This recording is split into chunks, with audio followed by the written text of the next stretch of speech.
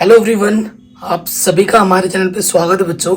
तो आज के इस वीडियो में हम class 11th mathematics chapter number 2 संबंध एवं फलन जो चैप्टर है, इसके मोस्ट इंपॉर्टेंट क्वेश्चन जो अर्धवार्षिक वार्षिक पेपर में आ सकते हैं वो हम सॉल्व करेंगे। बाकी सभी चैप्टर मैंने करा रखे, लिंक्स मिल जाएगी डिस्क्रिप्शन में। चलिए वीडियो को स्टार्ट करते हैं। क्वेश्चन नंबर 1 पे आ जाते हैं। सारे इंपॉर्टेंट क्वेश्चन रखे हैं मैंने। कह रहे यदि ये चीज़ इसके बराबर है ना, अगर ये चीज़ इसके बराबर है तो आपको क्या करना है कि x और y के मान ज्ञात करने हैं। ये जो अननोन x है और ये जो अननोन y है, इनके मान ज्ञात करने हैं। ये जो क्वेश्चन है बेटा वो एक नंबर में बार बार पूछा जाता है एग्जाम में। तो देखो कैसे करना है इसको आपको, ठीक है। इसको वो कैसे करना है ये लिखेंगे। ये हमारा क्वेश्चन नंबर 1 है। हम लिखेंगे दिया है। दिया है को अंग्रेजी में क्या बोलते हैं, गिवन। क्या दे रखा है बच्चों में, x के बट्टे में 3 प्लस 1 और ये चीज़ हमें दे रखी है y माइनस के 2/3 किसके बराबर है, 5/3 कॉमा इसके बराबर है, ठीक है ना। तो ये कोऑर्डिनेट्स के फॉर्म में है, ठीक है। ये निर्देशांक है, ये x निर्देशांक इस, क्योंकि ये बिंदु के फॉर्म में आ गया तो x निर्देशांक x के बराबर होता है, y निर्देशांक y के बराबर होता है। अर्थ यहाँ लिख देंगे तुलना करने पर,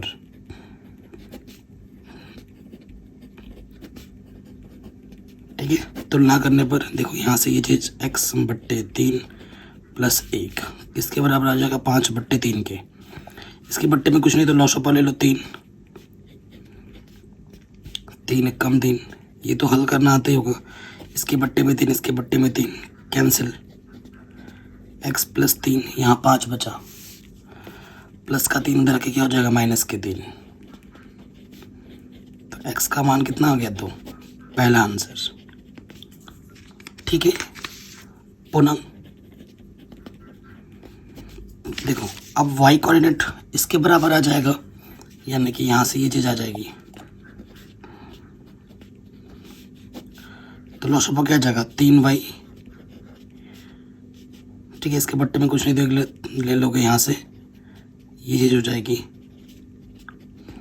इसके बट्टे में 3, इसके बट्टे में 3 कैंसिल, तो यहाँ से आ जाएगा 3y माइनस का 2, यहाँ से 1 माइनस का 2 उधर के क्या हो जाएगा, प्लस का 2, ये 3 गुणे में होगा, इधर के क्या हो जाएगा, बट्टे में।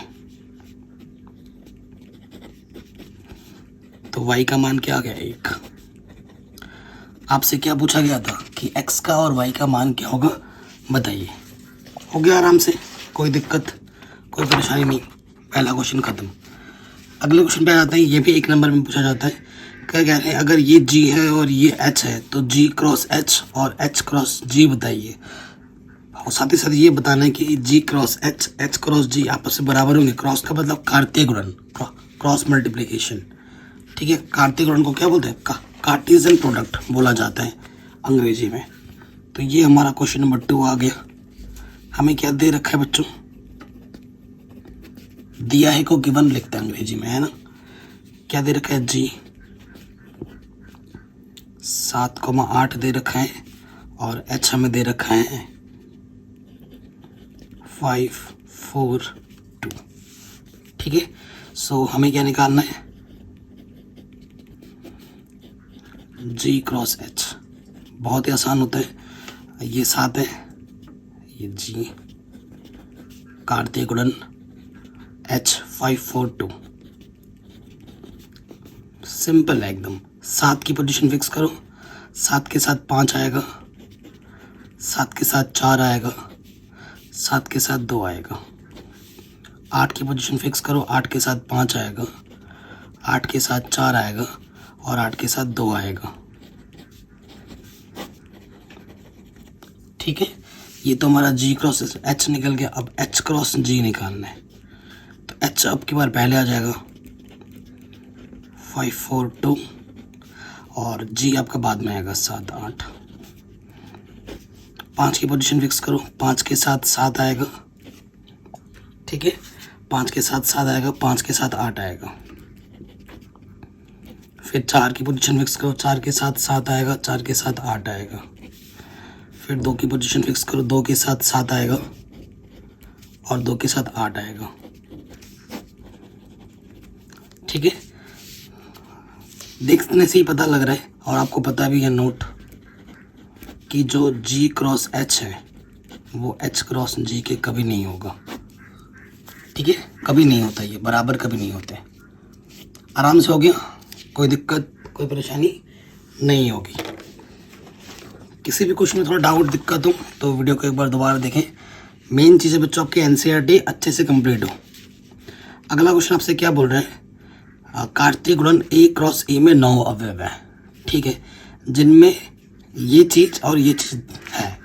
ठीक है, समुच्चय A ज्ञात करना है और हमें A क्रॉस A के शेष अवयव भी ज्ञात करने हैं। ठीक है, बहुत ही शानदार जानदार क्वेश्चन है। क्वेश्चन नंबर 3, ये क्वेश्चन 2 नंबर में आ सकता है। क्वेश्चन नंबर 3 देखो, हमें दिया है अंग्रेजी में लिखते हैं गिवन। क्या दिया है, A क्रॉस A में अवयव कितने हैं, 9 अवयव है। ठीक है, कितने अवयव है, 9 अवयव है, यानी कि A में 3 है, इसमें भी 3 है। और हमें दे रखा है जिनमें हमें क्या दे रखा है, -1, 0 तथा 0, 1 दिया है। ठीक है, इसलिए अगर आपको A बनाना है, चूंकि A क्रॉस A में 3 अवयव है।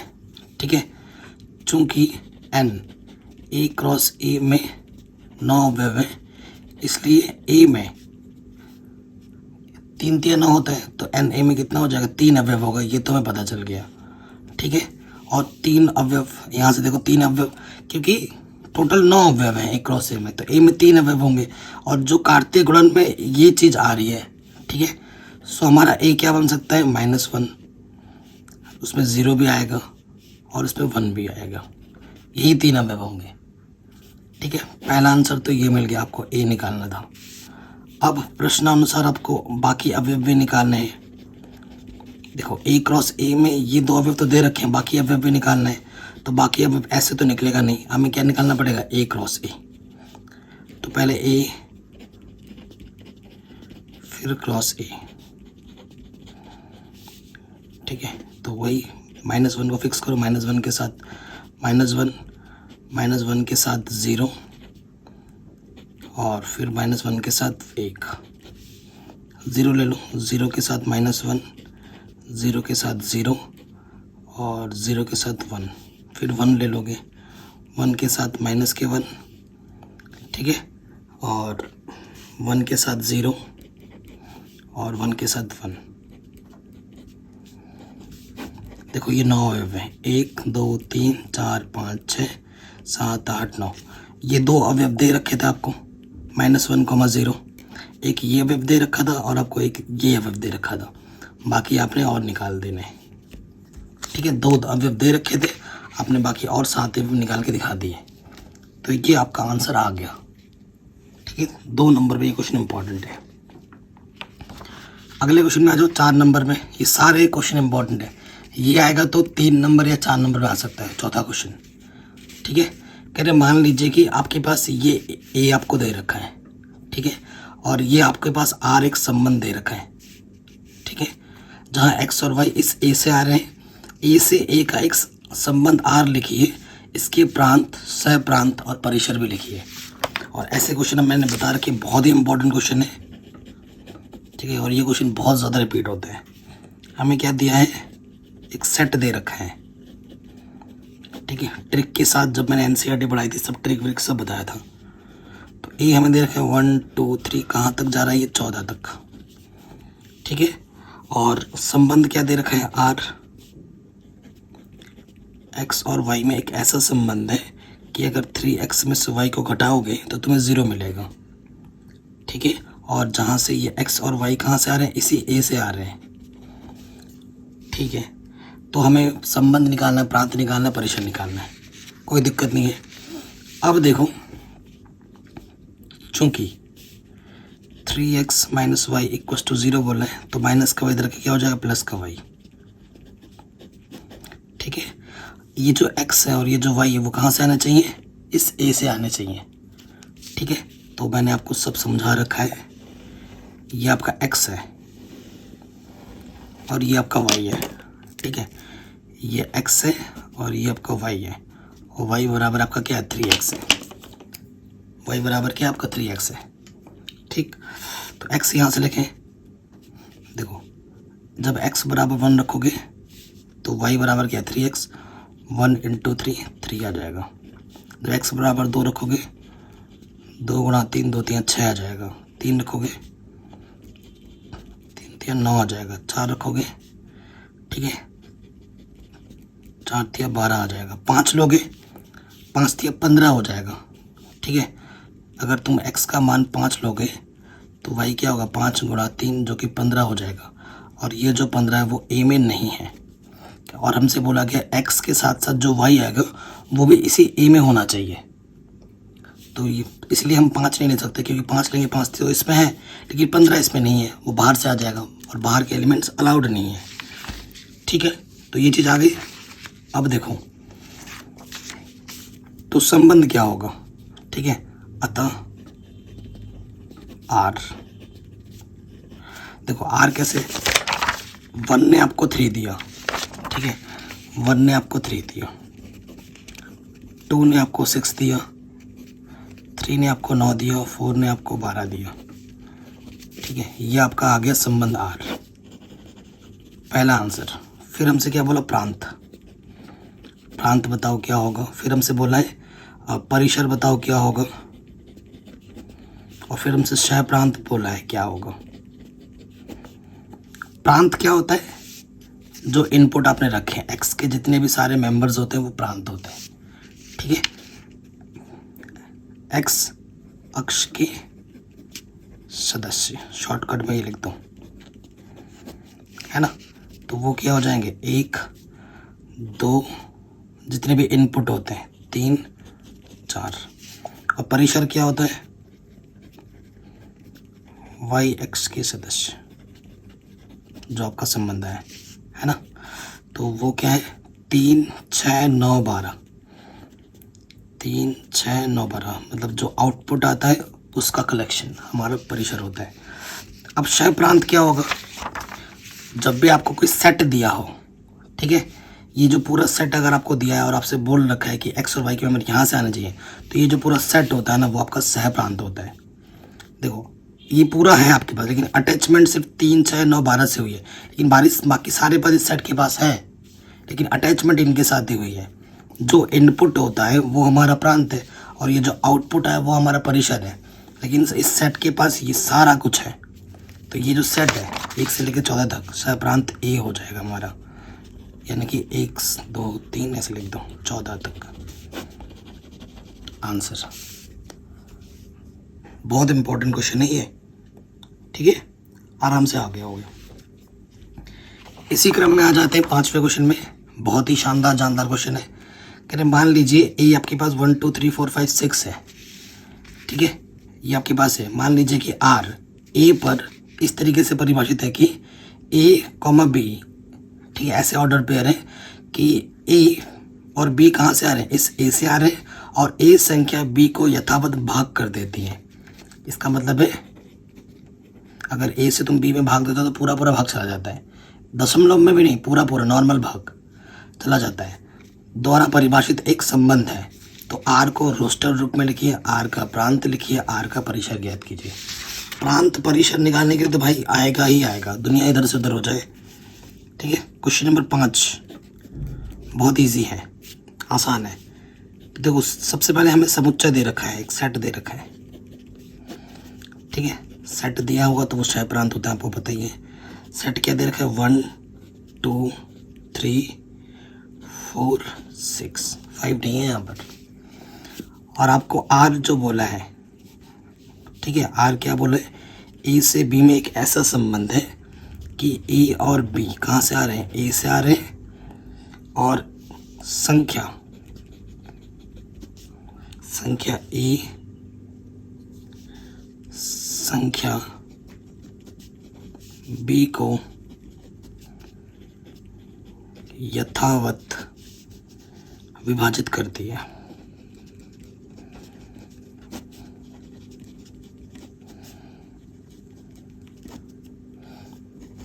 ठीक है, ये चीज़ हमें दे रखी है, यानी कि B/A देखना है, और ये A और B यहाँ से आएंगे, तो यहाँ रख देंगे प्रश्नानुसार। सोचना है, देखो सबसे पहले 1 से स्टार्ट करना, ठीक है, 1 से स्टार्ट करना है। 1 से भाग देंगे तो पूरा पूरा भाग जाएगा। 1 का भागा तो किसी में भी चला जाता है, हर एक संख्या में जाता है। 1/2, 1/3, 1/4 और 1/6 हो जाएगा। 1 का हो गया, 2 का देखो 2/1 नहीं होगा, यानी कि 1/2 हो जाएगा, 10 में भाग जाएगा, पूरा पूरा भाग नहीं जाएगा। 2,2 होगा, 2,4 होगा और 2,6 होगा। 2,3 भी नहीं होगा। 2 का हो गया, अब 3 का देखो 3,3 होगा, 3,6 होगा। ठीक, अब 3 का हो गया, 4 पे आ जाओ, 4,4 होगा, 4,6 नहीं होगा। 4 का हो गया, 6 पे आ जाओ, सिर्फ 6,6 होगा बस। ये तो रोस्टर रूप आ गया। ये क्या है हमारा रोस्टर रूप संबंध का। अब आपसे बोला प्रांत बताओ, सेकंड वाले पार्ट में क्या निकालना है, प्रांत, और थर्ड वाले पार्ट में क्या निकालना है, परिसर। तो प्रांत क्या होते हैं, प्रांत होते हैं एक्स के मेंबर, प्रांत के एक्स अक्ष में जो आ रहा है। एक से ज़्यादा बार है तो एक ही बार लिखना है। 1 आ जाएगा, 2 आ जाएगा, 3 आ जाएगा, 4 आ जाएगा और ये 6 भी आ जाएगा। परिसर भी वही आए, देखो 1 है, 2 है, 3 है, 4 है, 6 है।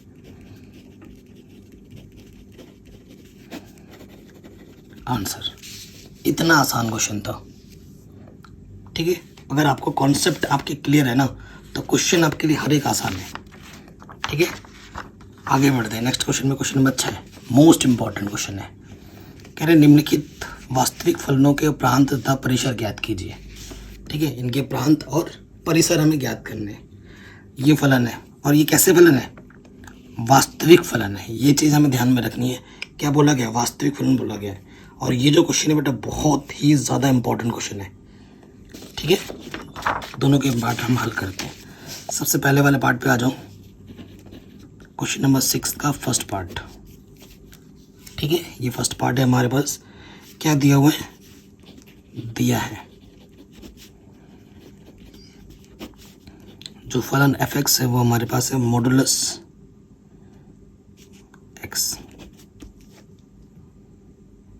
ठीक है, ये माइनस ना ये मॉडुलस के बाहर है, अंदर नहीं है। ठीक है, बाहर है, इसे मिस्टेक है, यहाँ प्लस करना, यहाँ बाहर डालना। ये हमारे पास, ये हमारा क्वेश्चन है। देखो क्या निकालना है, प्रांत और परिसर निकालना है। चूंकि फलन वास्तविक है, देखो जब फलन वास्तविक है, ठीक है, तो x के, इसका मतलब ये हुआ कि जो x के सभी मान हैं वो वास्तविक संख्या से आ रहे हैं। x कहाँ से आ रहा है, r से आ रहा है।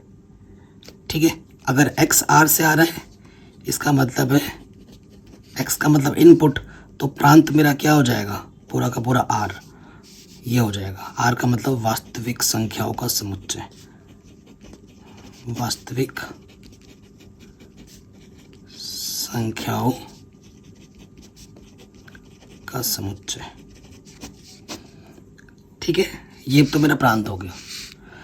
देखो, और f(x) को हम y मानते हैं, और y हमारा क्या होता है, आउटपुट होता है माना।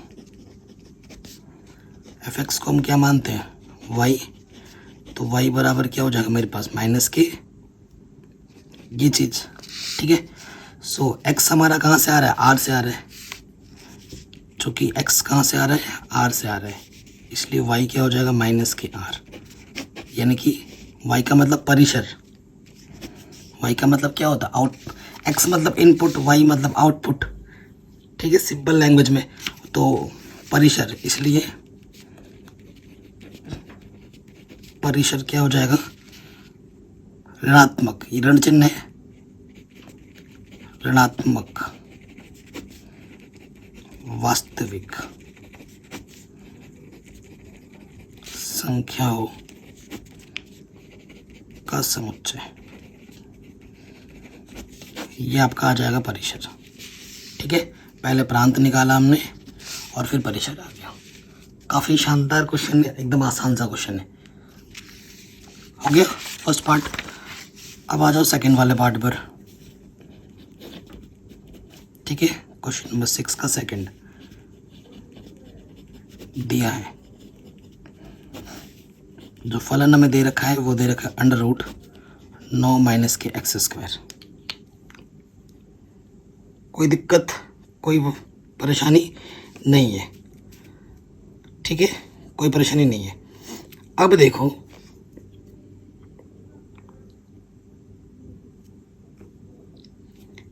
देखो, क्या हो जाएगा। चूंकि फलन वास्तविक है ना। अब अंडर लगा है। अब एक बात समझो, तो मैं एक रफ काम का बताता हूँ, एक इधर थोड़ा रफ लिख लो नो समझने के लिए। अगर देखो, अगर वास्तविक है तो इधर पॉजिटिव मान चाहिए वास्तविक के लिए, है ना। इधर पॉजिटिव मान चाहिए। अगर मैं अंदर नेगेटिव आ जाएगा तब वो वास्तविक रहेगा, तब वो हो जाएगा काल्पनिक। तब क्या हो जाएगा, काल्पनिक। तो वास्तविक तभी आ सकता है जब इसका मान 0 या 0 से बड़ा हो। ठीक है, जब इसका मान 0 या 0 से बड़ा हो। ठीक है, इस चीज़ का ध्यान रखना है आपको। वास्तविक है इसलिए 9 माइनस एक्स स्क्वायर का जो मान होना चाहिए वो 0 या 0 से बड़ा होना चाहिए। सीधी सी बात है। ठीक है, तो नेगेटिव का उधर चला जाएगा। ठीक है, तो x का जो मान आ जाएगा प्लस माइनस 3 होगा, तो जो x का जो मान आएगा 3 या 3 छोटा होना चाहिए, माइनस 3 या 3 से बड़ा होना चाहिए, और x r से आएगा। तो प्रांत क्या हो जाएगा, प्रांत हो जाएगा x जो है कहाँ से आ रहा है, r से आ रहा है, और जो x का मान होगा वो 3 या 3 से छोटा होगा, -3 या -3 से बड़ा होगा। ठीक है, ये हमारा क्या आ गया, ये हमारा क्या आ गया, प्रांत आ गया। अब परिसर निकालना है। ठीक है, परिसर के लिए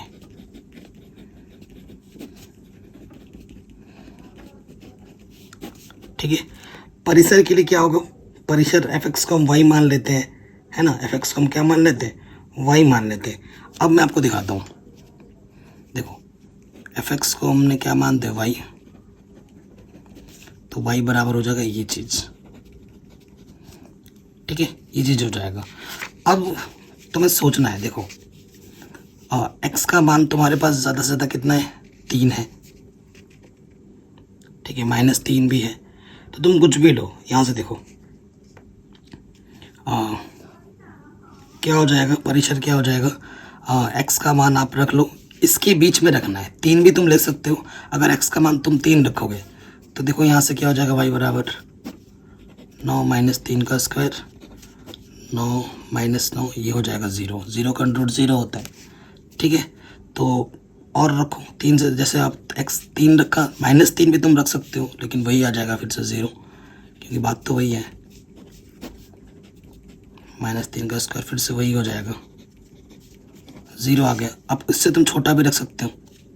ठीक है, जैसे x -3 छोटा क्या हो गया, 1 हो गया, तो ये रख के देखो 1 का स्क्वायर, तो ये 8 जगह ये हो जाएगा 2√2। ठीक है, तो आपको बताना है रीज़न कि कहाँ से कहाँ तक होगा।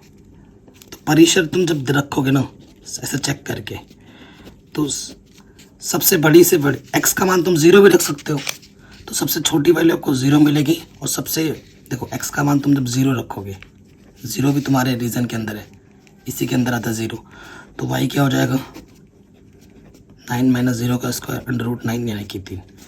तो 0 से 3 के बीच में ही आएगा परिसर आपका हमेशा। ठीक है, परिसर क्या होगा आपका, 0 से 3 के बीच में रहेगा। तो यहाँ से लिख देना 0 से 3 तक, इसके बीच में ही आपका आंसर होगा। या फिर इसको ऐसे भी लिख सकते हो 0 से 3, क्योंकि 0 भी है 3 भी, और इसके बीच के सारे मान इंटरवल के अंतराल के रूप में लिख दो, ये आपका आंसर आ जाएगा परिसर।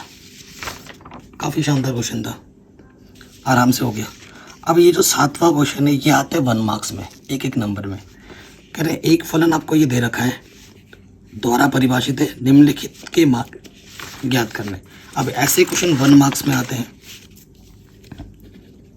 1 मार्क्स में, ठीक है। सो आपको दिया है फलन दे रखा है f(x) = 2x - 5। हमें क्या मान निकालना है? फर्स्ट पार्ट में f0, मतलब पुट, मतलब रखो x के जगह पे 0 रखो 0, तो यह आ जाएगा -5, ठीक है। सेकंड वाले पार्ट में बोल रहा है f-3 निकालो, मतलब x के जगह पे क्या रखना? -3, तो 2 3 अच्छा है, -5, तो ये -11। इतना आंसर, इतना छोटा क्वेश्चन है, उतनी इजी क्वेश्चन है, आराम से हो गया, ठीक है। अब हम आते हैं हमारे नेक्स्ट क्वेश्चन में, क्वेश्चन नंबर 8 और 9। बहुत शानदार क्वेश्चन है। क्या बोला जा रहा है?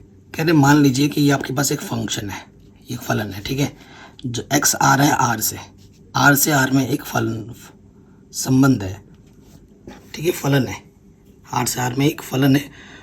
f का परिसर निर्धारित कीजिए, ठीक है, f का परिसर आपको निर्धारित करना है, क्लियर। अब परिसर बोला है, देखो परिसर का मतलब y निर्देशांक से, ये y निर्देशांक है, और x कहाँ से आ रहा है? r से आ रहा है। ध्यान रखिए इन सब बातों का। क्वेश्चन नंबर 7वां हो गया, क्वेश्चन नंबर 8वें में आ जाओ, ठीक है। सभी ये जो क्वेश्चन है बच्चों बहुत ही शानदार है, ठीक है। देखो हमारे पास क्या है? चूंकि यहाँ लिख सकते हो दिया है करके, गिवन r से r में जो फलन हमें दे रखा है f बराबर क्या दे रखा है? x² बट्टे 1 + x², ठीक है, ये दे रखा है। और x कहाँ से आ रहा है? r से आ रहा है, ठीक है। देखो किसके लिए हमसे बोले? प्रश्नानुसार पर परिसर की बात करनी है, प्रश्नानुसार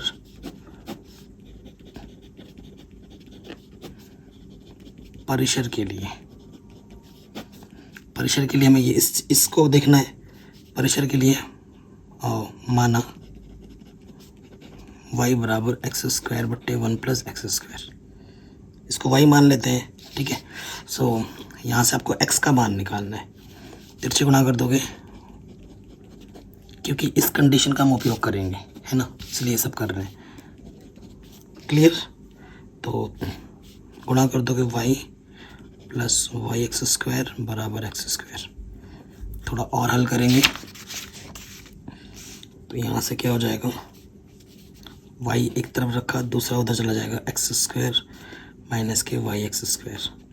यहाँ से x² 1 - के y, तो 1 - के y इधर आ जाएगा x²।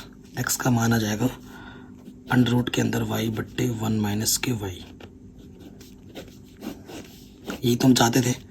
अब क्वेश्चन में आपको दे रखा है, क्वेश्चन में क्या दे रखा है? चूंकि x कहाँ से आ रहा है? r से आ रहा है, r का मतलब वास्तविक संख्या, तो इस चीज़ का मान क्या होना चाहिए? 0 से बड़ी होनी चाहिए, ठीक है। इसलिए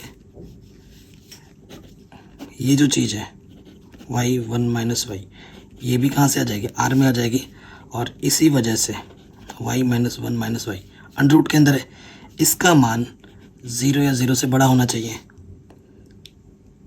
ठीक है, 0 या 0 से बड़ा होना चाहिए। और इस चीज़ की इस बट्टे में कभी, क्योंकि बट्टे में आया ना, इसका मान भी कभी क्या नहीं होना चाहिए, कभी भी बट्टे पे 0 नहीं होना चाहिए, और 1 - y का मान कभी 0 नहीं होना चाहिए। और इसका मतलब हो जाएगा माइनस का 1 उधर आके प्लस का 1 हो जाएगा, तो y का मान कभी 1 नहीं होना चाहिए, ठीक है। और इस हिसाब से इधर देखोगे तो y की वैल्यू देखो, ये बट्टे में इधर आके 0 हो जाएगा, तो यहाँ से सेंस क्या आएगा? y की वैल्यू 0 से बड़ी होगी, लेकिन y के पास कभी 1 नहीं होगा, ठीक है। इसका मान कभी, क्योंकि y की जगह पे 1 रख दोगे तो बट्टे में 0 आ जाएगा, ठीक है। सो इससे हमें ये पता लग रहा है, अतः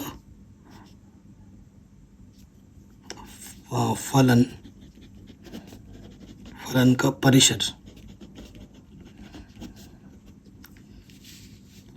0 से बड़ा है, मतलब और 1 नहीं लेना है हमें, तो यहाँ लिखेंगे 1 के अतिरिक्त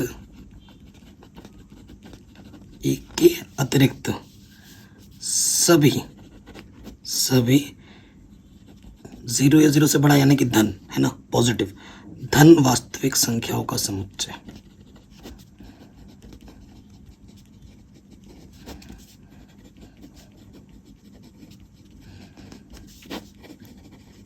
ये आपका आंसर आ जाएगा। ठीक है, कोई दिक्कत नहीं होगी। चलिए अब आते हैं नेक्स्ट क्वेश्चन, और ये हमारा लास्ट क्वेश्चन है। ठीक है बच्चों, ये हमारा लास्ट क्वेश्चन है। तो बाकी सभी चीज़ें मैंने बढ़ा रखी हैं। एनसीईआरटी मस्ट है, हर एक क्वेश्चन हर एक एग्जाम्पल ज़रूर करना। ठीक है, क्वेश्चन क्या बोल रहे हैं, मान लीजिए कि f, ठीक है, फलन हमारा क्या है a, b, a plus B, और a और b z पूर्णांक से आ रहे हैं। z का मतलब पूर्णांक होता है। द्वारा परिभाषित z क्रॉस z का एक उप समुच्चय है। क्या f z से z में एक फलन है? ये जो एक फलन है या नहीं है आपको बताना है। अपने उत्तर का औचित्य भी दीजिए, मतलब हल करके बताना है कि है तो क्यों है और नहीं है तो क्यों नहीं है। ठीक है, क्वेश्चन नंबर 9 बहुत ही जानदार क्वेश्चन है, शानदार क्वेश्चन है। चलिए, हमें क्या दे रखा है? हमें दे रखा है, यहाँ लिख देंगे दिया है, जो f है हमें क्या दे रखा है, चूंकि z क्रॉस z का एक उपसमुच्चय है, ये फलन उपसमुच्चय संबंध f किस प्रकार से है? इस प्रकार से है, a गुणा b और फिर यहाँ a प्लस बी। ठीक है, और ये जो a और b आ रहे हैं वो z से आ रहे हैं, z मतलब पूर्णांक। ठीक है, देखो फलन है या नहीं है, मैंने क्या बोला था, देखो बेसिक चीज़ें आपको पता होनी चाहिए। ठीक है, बेसिक चीज़ें अगर आपको पता होंगी तो आप सही है, नहीं तो फिर आप चीज़ों को रटने लग जाओगे। और ये चैप्टर बहुत ही इजी है और आसान है। ठीक है, आपको फिर रटना नहीं पड़ेगा। अब फलन में क्या होता है ना, एक इनपुट रखने पर एक से ज़्यादा आउटपुट नहीं मिलना चाहिए। तुम एक ग्रीन पेन रख रहे हो और ये ग्रीन पेन आपका ब्लू पेन भी दे रहा है, एक ब्लैक पेन भी दे रहा है, और क्या हो सकता है और उससे ज़्यादा भी दे रहा है। जब एक इनपुट रखने पर एक से ज़्यादा आउटपुट मिलते हैं तब वो फलन नहीं होता। एक इनपुट रखने पर आपको एक ही आउटपुट मिलना चाहिए। ठीक है, और अगर देखो एक चीज़ होने के लिए बहुत सी चीज़ें हो जाती हैं, और मैथ्स में आपको पता है दिमाग कहाँ लगाना पड़ता है, दिमाग लगाना पड़ता है कि ना कहाँ हो सकता है, ना कौन सी चीज़ हो सकती है। ठीक है, और किसी चीज़ को मना करना है तो बाय एग्जाम्पल देके मना करना होता है। तो देखो ये फलन नहीं होगा, मैं आपको दिखाता हूँ। माना ए आपके पास 2 है जो कि पूर्णांक z से आ रहे हैं, और बी आपके पास मैंने ले लिया 6। ठीक है, बी मैंने 6 ले लिया। ठीक है, सो देखो ये चीज़ है, तो फिर ए बी क्या होगा, ए बी हो जाएगा 2 गुणा 6 यानी कि 12, और ए प्लस बी क्या होगा 8 होगा।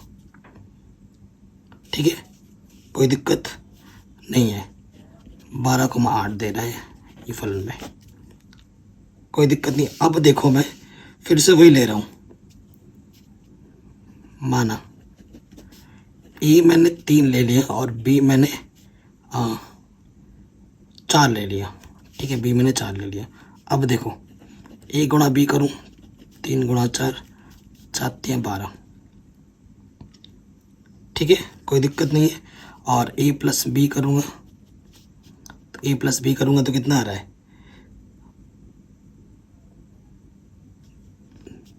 3 और 4 7 हो जाएंगे, 7 आ गए। क्लियर? सो देखो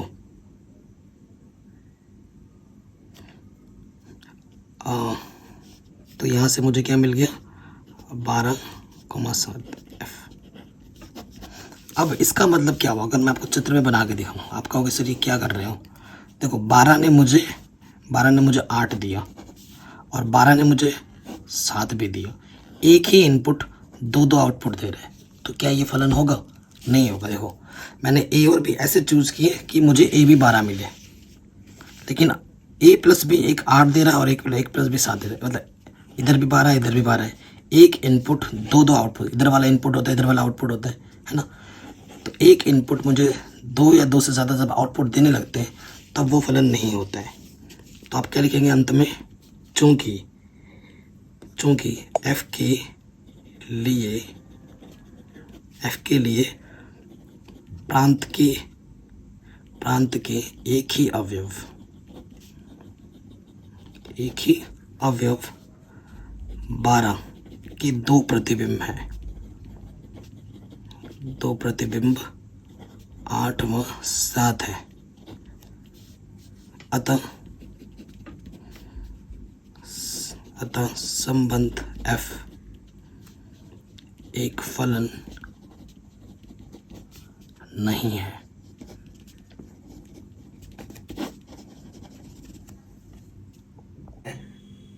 आई होप ये वीडियो आपको पसंद ज़रूर आई होगी। अगर ऐसा है तो बच्चों वीडियो को प्लीज़ लाइक करें, शेयर करें, ठीक है।